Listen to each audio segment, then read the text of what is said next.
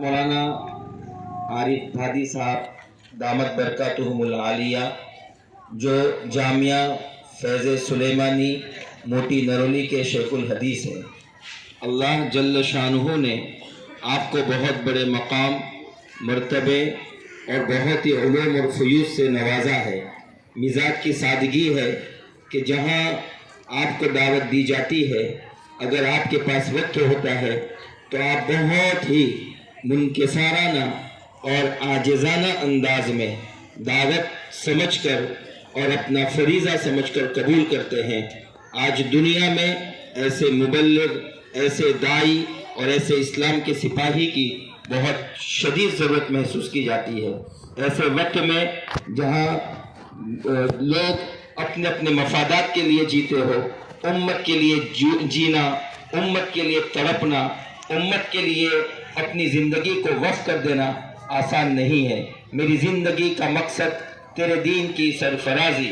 میری زندگی کا مقصد تیرے دین کی سرفرازی، میں اسی لیے ہوں غازی، میں اسی لیے نمازی۔ اور حضرت کو دعوت دینے سے پہلے میں اس ادارے کے بانی اور اس ادارے کے آرگنائزر حضرت جناب ابراہیم داؤدی صاحب کا بھی خیر مقدم کرتا ہوں کہ آپ نے اتنی خوبصورت محفل سجائی اور یہاں بیٹھ کر لگ نہیں رہا ہے کہ ہم کسی اسکول کے اندر بیٹھے ہو۔ یہ خالص اسلامک بیس کے اوپر اسکول ہے اور ماشاءاللہ پورا پروگرام، اور میں اس کے لیے ہمارے ساتھ کام کرنے والے ہمارے تمام ٹیچرز کے اسٹاف کو بھی اور خصوصاً پرنسپل اور یہاں کے ایڈمنسٹریٹو جناب اکرام سر صاحب کو بھی اور سلطانہ میڈم صاحبہ اور صفیہ میڈم اور پورے اسٹاف کو میں مبارکباد پیش کرتا ہوں کہ آپ نے اتنا خوبصورت اسٹیج بنایا اور آپ نے اتنا خوبصورت انداز میں پروگرام پیش کیا کہ ہمارے مہمان مکرم کہہ رہے تھے کہ میں نے پہلی مرتبہ اتنا خوبصورت اور اتنے اچھے انداز سے اسلامی طور و طریق اور اسلامی طرز پر چلنے والا پروگرام دیکھا۔ تو اس کے لیے مولانا کی طرف سے بھی مبارکباد قبول فرمائے، اور جتنے اسٹیج پر مہمان بیٹھے ہیں ان تمام علماء کرام کی مبارکبادی جناب ابراہیم داؤدی صاحب کے لیے بھی ہے، پورے اسٹاف کے لیے بھی ہے اور تمام بچوں کے لیے بھی ہے۔ اور یہ دادری اور یہ جو آرزو سوسائٹی کے لوگوں کی خوش نصیبی ہے کہ یہاں ایسے اسکول کا آغاز کیا گیا۔ اب میں مہمان مکرم کو دعوت دیتا ہوں کہ یہ قدم قدم بلائیں، یہ سواد کوئے جانا وہ یہیں سے لوٹ جائے جسے زندگی ہو پیاری۔ کہ میری صبح منتظر ہے کسی اور، میری صبح منتظر ہے کسی اور، میری شام منتظر ہے کسی اور صبح نو کی، یہ سحر تجھے مبارک جو ہے ظلمتوں کی ماری۔ اب میں جناب کو دعوت دیتا ہوں کہ وہ اپنے ملفوظات سے اور اپنے قیمتی نصائح سے حاضرین کو مستفیض و مستنیر فرمائے۔ جناب حضرت مولانا عارف بھادی صاحب دامت برکاتہم۔ بسم اللہ الرحمن الرحیم۔ الحمد للہ رب العالمین، الہ الاولین والآخرین، والصلاة والسلام علی اشرف الانبیاء والمرسلین، سیدنا و مولانا محمد بن عبداللہ الامین وعلی آلہ وصحبہ اجمعین، اما بعد۔ اسٹیج پر موجود علماء کرام اور اسکول کے فاؤنڈر جناب ابراہیم بھائی اور ان کے بھائی فضل بھائی اور ہمارے مولانا خلیل صاحب، آج سب کے لیے خوشی کا موقع ہے، لیکن میرے لیے اسپیشل خوشی کا موقع یہ ہے کہ میرے ایک طرف ابراہیم نام کے آدمی ابراہیم بھائی بیٹھے ہیں اور اسی ابراہیم میں خلت اور خلیل کا وصف رکھنے والے ہمارے دوسری طرف مولانا خلیل صاحب، ابراہیم خلیل اللہ، ایک طرف ابراہیم اور ایک طرف خلیل ہے اور بیچ میں نام کا عارف بیٹھا ہے۔ اللہ رب العزت اسے حقیقت میں معرفت نصیب فرما دے۔ میرے بھائیوں اور میرے عزیز بچوں، میری بہنوں، میری بچیوں، کسی بھی جگہ کے چلانے کے لیے، انتظام کے لیے قوانین کی ضرورت ہوتی ہے، اور ان قوانین کے تحت جو ایک سنستھا نے مل کر متعین کیے ہوں اس کے مطابق چلنے سے ایک نظام بہترین چلتا ہے۔ اللہ رب العزت نے ساری انسانیت میں یہ بات رکھی ہے، تمام لوگوں میں، جب کسی کا گھر بنتا ہے اور آدمی 1 سے 2 ہوتا ہے، شادی ہو جاتی ہے، پھر بچے ہوتے ہیں،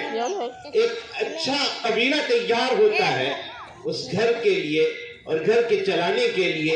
ایک نظام چلتا ہے، ایک قانون ہوتا ہے، اور ہر گھر میں یہ نظام ہوتا ہے کہ اتنے بجے چائے کا انتظام ہوگا، ناشتہ کیا جائے گا، اتنے بجے دوپہر میں کھایا جائے گا، اتنے بجے شام میں کھایا جائے گا، اور پیسے کی انکم جیسے ہوتی ہے اس کے مطابق خرچے کا نظام کیا جائے گا۔ یہ ہر گھر کا ایک نظام۔ اور ہمارا جو یہ ملک ہے، ملک ہندوستان، اس ہندوستان کی آزادی کے لیے جہاں انگریزوں نے اپنے پنجے گاڑ دیے تھے اور اپنی حکومت کو مستحکم کر لیا تھا، اس کو آزاد کرنے کے لیے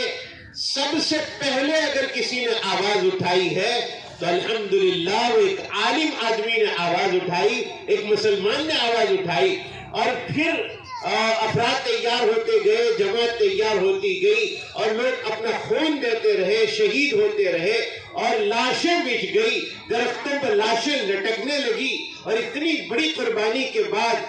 ملک ہمارا آزاد ہوا۔ اس آزاد ملک کے چلانے کے لیے ایک لمبا پروگرام چلا،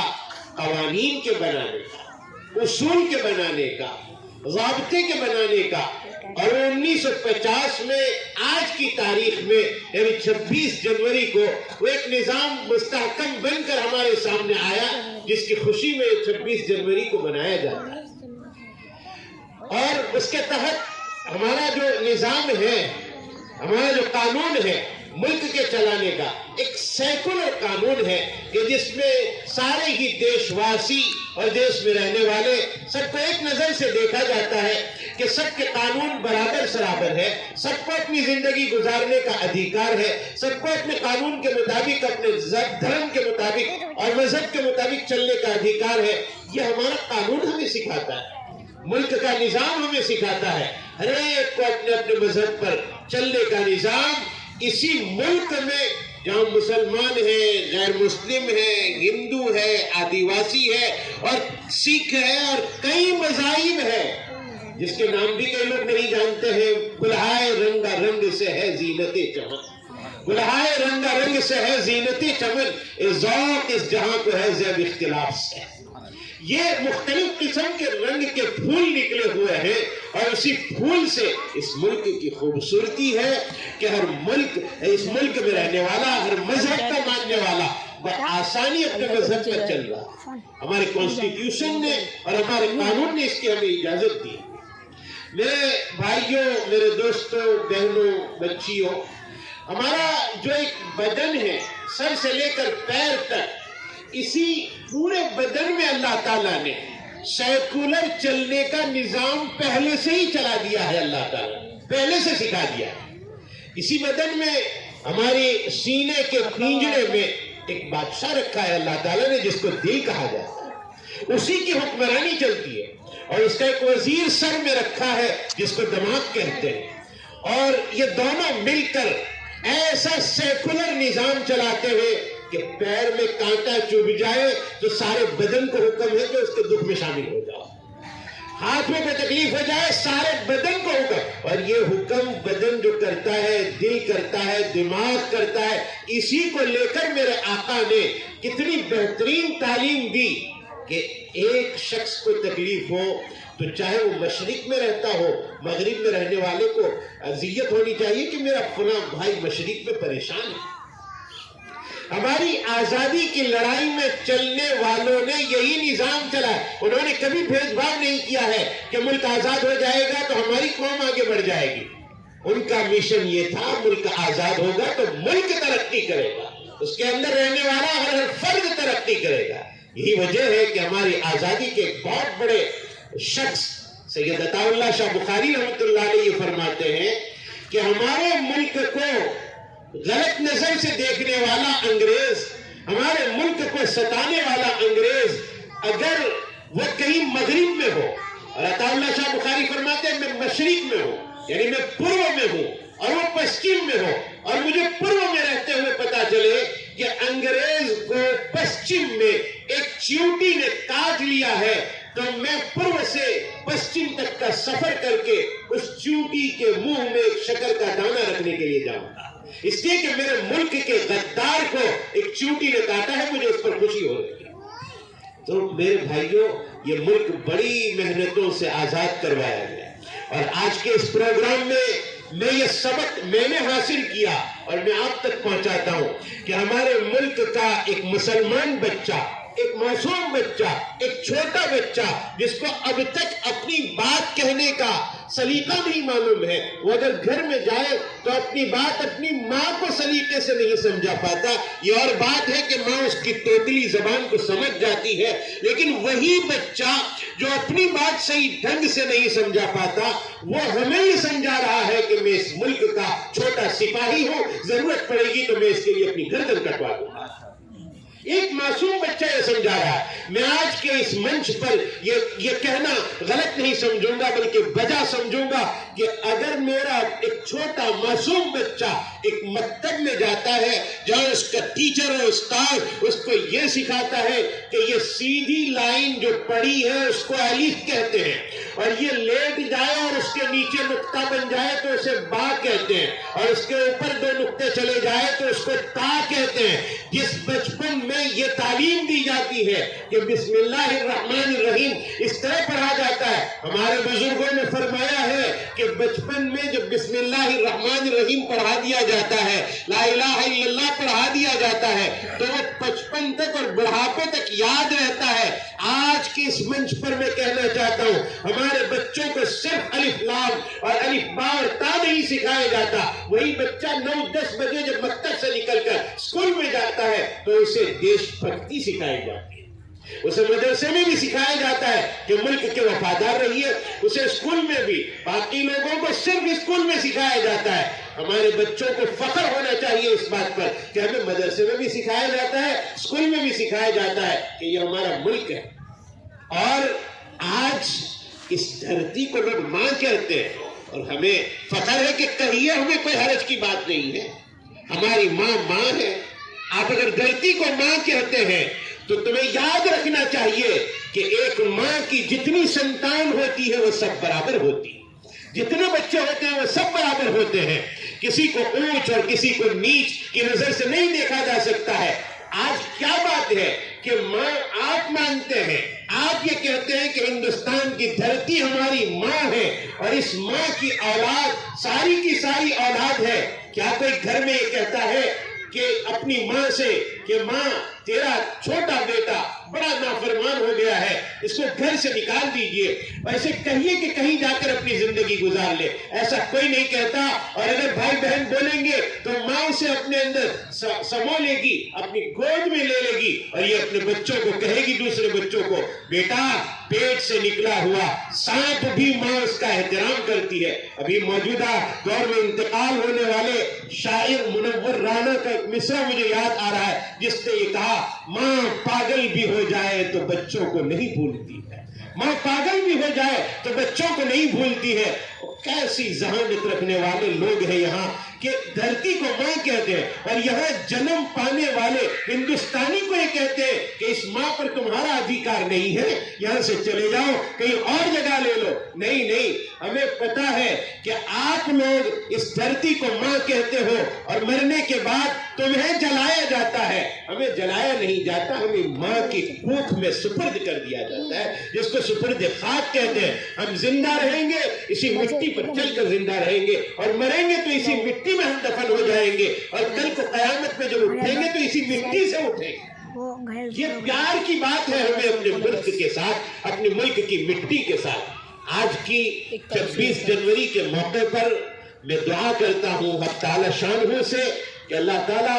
اس ملک میں امن و امان عطا فرمائے، اس سکون و شانتی عطا فرمائے، اور ہم اللہ تعالیٰ سے بارہا مانگتے ہیں، ہمیں اس دھرتی سے جتنی محبت ہے ہم اس کی مثال نہیں دے سکتے ہیں، وہ الفاظ نہیں ہے ہمارے پاس۔ ہمارے آقا نے سکھایا ہے سرکار دو عالم صلی اللہ علیہ وسلم نے کہ نماز کا وقت ہو جائے اور نماز کے لیے حاضر ہونا ہے، پہلے وضو کرنا پڑے گا، ہاتھ منہ دھونا پڑے گا، پیر دھونے پڑیں گے، سر کا مسح کرنا پڑے گا۔ اور اگر اے میری امت کے لوگ تمہیں پانی نہ ملتا ہو، پانی نہ ملے، کوئی بات نہیں، کوئی پریشان ہونے کی ضرورت نہیں۔ اے لوگوں، ہم وہ ہندوستانی ہیں جو وضو کے لیے پانی نہ ملے تو اسی مٹی پر ہاتھ مار کر اپنے چہرے پر اور اپنے ہاتھ پر پھیر کر ہم نماز ادا کرتے ہیں۔ یہی ہماری مٹی ہے اور اسی مٹی کے ذریعے سے ہم تیمم کرتے ہیں۔ ہم زندہ ہیں اسی مٹی پر، ہم مریں گے اسی مٹی پر، اٹھیں گے اسی مٹی پر۔ اللہ رب العزت ہمیں اس ملک کے وفادار رہنے کی توفیق عطا فرمائے۔ میں بہت ہی دل کی گہرائی سے اس بات کو کہتا ہوں، اس ملک میں جتنی وفاداری مسلمان میں پائی جاتی ہے اتنی وفاداری کہیں اور ملنا مشکل ہے۔ آخر کیا بات تھی کہ جیل کے اندر اشفاق اللہ خان سے یہ پوچھا گیا، کہا گیا کہ تم کیوں اس میں پریشان ہو رہے ہو؟ اشفاق اللہ خان جیل میں ہے اور ہندوستان کا یہ نوجوان جسے 27 سال کی عمر میں نوجوانی کے عالم میں پھانسی دے دی گئی تھی ملک کے لیے۔ اشفاق اللہ خان سے ایک مرتبہ انگریز نے کہا تھا جیل میں، کیا کرتے ہو تم؟ یہ ہندوستان کیوں آزاد کرنے کی فکر کرتے ہو؟ یہ ہندوؤں کے ہاتھ میں آ جائے گا اور یہ لوگ ہندو راشٹر بنا دیں گے اس کو، تم کیوں اس کی فکر میں پڑے؟ اشفاق اللہ خان نے کہا ملک ہمارا ہے، ہمارے ہندو بھائیوں کے ہاتھ میں چلا جائے اور وہ اگر اسے ہندو راشٹر بنانے کی کوشش کرے، یہ ہمارا آپسی معاملہ ہے، ہم لوگ نمٹ لیں گے، تم یہاں سے چلے جاؤ، ہم تمہیں نکالنے کے لیے انتھک محنت کر لیں گے، ہم آپس میں مل بانٹ کر اپنا کام کر لیں گے، یہ ملک ہمارا ہے، ہم ہندو، مسلمان، سکھ، عیسائی سب ساتھ مل کر رہیں گے، کسی غیر کو اپنے گھر میں آنا ہم یہ برداشت نہیں کر پائیں گے۔ اتنی محنتوں کے بعد اس ملک سے دشمن کو بھگایا گیا ہے، آپسی جنگ کے لیے نہیں بھگایا گیا، آپسی اتحاد کے لیے، جس اتحاد سے آپس میں مل کر دشمن کو اس ملک سے نکالا گیا ہے، اسی سنگٹھن کے ساتھ، اسی مضبوطی کے ساتھ، اسی اتحاد کے ساتھ اگر آج لوگ کھڑے ہوں گے تو اس دنیا میں ہندوستان سے بڑا اور ہندوستان سے بڑھ کر اور ہندوستان سے زیادہ طاقتور کوئی ملک نہیں ہو سکتا۔ شرط یہ ہے کہ اتحاد ہونا چاہیے، سب اپنے اپنے دھرم پر رہے۔ میں نے پہلے بھی کہا، اپنے کانسٹیٹیوشن نے اس کی اجازت دی ہے، سب اپنے اپنے دھرم پر رہے، لیکن جہاں ملک کے خلاف کوئی آنکھ اٹھا کر دیکھے ہم اسے برداشت نہ کر پائیں، اس میں ہم ایک جٹ ہو جائیں اور متحد ہو جائیں۔ تو میرے بھائیوں، وقت زیادہ ہو چکا ہے اور میں اب زیادہ وقت نہ لیتے ہوئے بس اسی دعا کے ساتھ کہ اللہ تعالیٰ اس ملک میں امن و امان عطا فرمائے، سکون عطا فرمائے، انہی دعاؤں کے ساتھ اپنی بات کو ختم کرتا ہوں۔ اللہ تعالیٰ سے ہمیشہ کے لیے سکون اور عافیت کا سوال کرتا ہوں۔ عید و ازمن و از جملہ جہاں آمین بعد وآخر دعوانا ان الحمدللہ رب العالمین۔